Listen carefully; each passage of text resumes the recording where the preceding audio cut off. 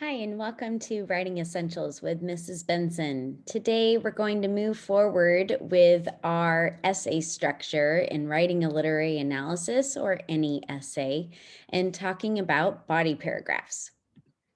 So, the body paragraph of an essay is where you develop your thesis statement. So, your introduction ends with the thesis that's proving whatever you want to prove in this essay. And now you want to develop ideas and evidence and quotations and analysis in order to prove that your thesis statement has strength, that it has backing, that you can prove truly what you're arguing. So, body paragraphs will begin with a clear and direct topic sentence. And that topic sentence is really your signal to the reader announcing the topic of the paragraph. So, when I think about my main claim, my thesis for an essay, I like to then divide it into subtopics, subcategories, so that I can organize what I want to say about my thesis in order to develop my thesis. Everything should sort of be grouped together according to topic. And that gives you your varying body paragraphs for the body of your essay. Now, the rest of the paragraph after your topic sentence will be filled with quotations and thoughtful analysis that all go back to your topic sentence, the topic of this paragraph, and in essence, eventually go back to or directly go back to your thesis. I highly recommend you consider outlining before you actually write your body paragraph or your entire essay for that matter. And always consult if a teacher or a prompt provides you with an outline. Always consult that outline. That's a nice way to determine how to deliver your analysis or your essay body paragraphs in any parts of the essay. And although you can often loosely follow an outline or very stringently follow an outline, it at least gives you a frame of reference for what the teacher or evaluator is looking for in the essay itself. So, this is the basic body paragraph structure, and it's pretty universally accepted. There might be some terms or wordings of things that are a little bit different in varying forms, but essentially, we have a sandwich and we have the topic sentence, your details, and then a summary sentence to create your body paragraph. The topic sentence is going to introduce the topic. So, when you're proving something according to your thesis, you want to make sure that the topic of the paragraph that follows each body paragraph is very clear. And then you want to have evidence. Another term for evidence is concrete detail. So a lot of the time, this can vary. I put, sort of the general rule of thumb of three concrete details, but it really depends on how much you need to say about each of those details. You might have a body paragraph with just two concrete details. You may have a body paragraph with four concrete details. But what these are the developing explanations of your proving your thesis.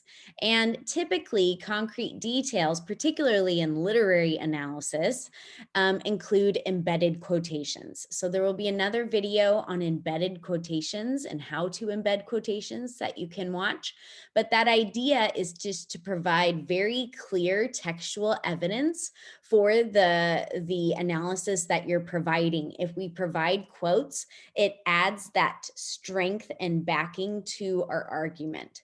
Now, after you present an embedded quote or at least a specific plot point or specific claim, then you want to not forget to include the significance of that concrete detail. So when you're trying to evaluate what is significant about this quote, why did I put this in the paragraph? I would like you to think of the questions how and why. How does this piece of evidence prove your thesis? Why is this piece of evidence significant in relation to your thesis or your claim? So, really think of how and why when you're developing the body of your essay as you're discussing your concrete details. What you don't want to do is fall into the trap of giving what your concrete details are is essentially providing your reader just with summary. Answering the question, what is this, is moving sort of lower on the scale of higher order thinking and just providing summary. Whereas when you're presenting an opinion in an essay, when you're presenting an analysis, we want to know why you feel the way you do, or why this is significant, or why it's relevant. So, really be living in the world of how and why. When you present the concrete detail, that's what it is. But then when you develop the significance in your commentary, that's how and why that detail is significant. So, like I said, you can provide, 2, 3, 4 concrete details in a body paragraph. And I highly recommend transitions between each. Those are just quick signals to your reader that you're moving on to another point. They can be one word, prepositional phrases, later in the text, or even beyond this point, or furthermore. They can be very subtle or very obvious, but transitions are a really nice way of signaling to your reader that you're now going to move on to a different idea. Now, lastly, the summary sentence. This provides closure and impact. It doesn't have to be super fancy, but this is how you're going to show that you're sort of summarizing this topic, moving away from this topic, and then in the next body paragraph onto a new topic.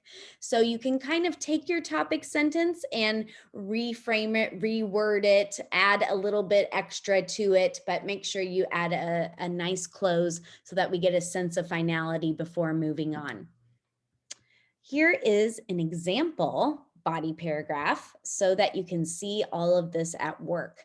This happens to be a body paragraph on the short story, The Secret Life of Walter Mitty. It doesn't really matter though if you've read the story or not, because we're just looking at the essential components. I'm going to move myself over here so we can read it. First, we start with a topic sentence. Then we'll have 3 pieces of evidence that are provided with concrete details and then described in their significance or analyzed by giving their significance. And then there's a summary sentence. So just like we talked about in the last slide, this is what it looks like at work. So I'll read this paragraph.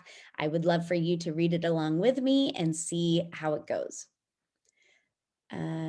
The struggle Walter has with the outside world amounts to little compared to the constant clashes he has within himself.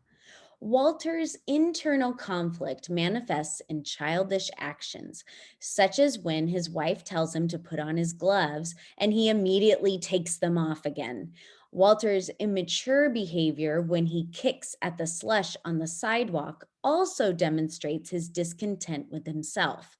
His physical actions serve as an indication of his mental and emotional struggles. By defiantly taking his gloves back off and by kicking the snow, Mitty reveals his frustration, but he does not resolve or improve the situation. Furthermore, Mitty's dissatisfaction with his own life is evident as he feels he is always getting something wrong in his mind. By constantly resorting to self deprecation, Mitty proves his self loathing, and because of his belief in his uselessness, he never aims to improve his life. He eventually gives up hope of a happy livelihood and he faces the firing squad, symbolizing the death of his aspirations to accomplish anything, let alone the grand victories of his dreams. Dreaming of death is the ultimate emblem of surrender and loss of purpose.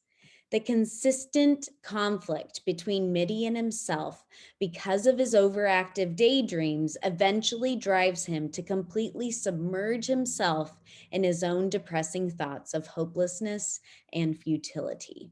So you can see all those necessary body paragraph elements are in there. And I also just took a moment to highlight a few details. Using transitions such as when, that's a great way of signaling, here's my first example, also demonstrates. That word also has a great connecting word. It makes me see that there's a connection between these two quotes that I've presented. Furthermore, great signal of moving on to another point, and maybe even a point that's even stronger. And then the sort of summative transition to the third point, he eventually gives up. That word eventually is a great signal that I've gone to sort of the end of the story, or my last example. And then in the green, you can see embedded quotations. Again, there's a separate video on that, but I just want to highlight that the textual evidence, the quoted material that this writer employs in the body paragraph is focused. It's set just on the most significant details from the text, and they're not really, really long quotes that would get me lost and distracted as a reader. So using focused, tight, very meaningful pieces of the text that prove the point that's made. This is an example of a very well written body paragraph that shows all those essential elements of a body paragraph, but really highlights that how and why analysis.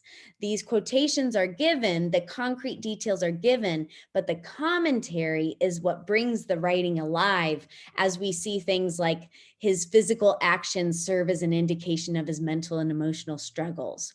Or we see by constantly resorting to self-deprecation, Mitty proves his self-loathing. So that's the analysis piece. Remember, I'm not summarizing the story. I'm using what happens in the story, what happens in the text, to analyze the significance, to prove why it's relevant and powerful. All right, that's it for body paragraphs. Happy writing, and I'll see you next time.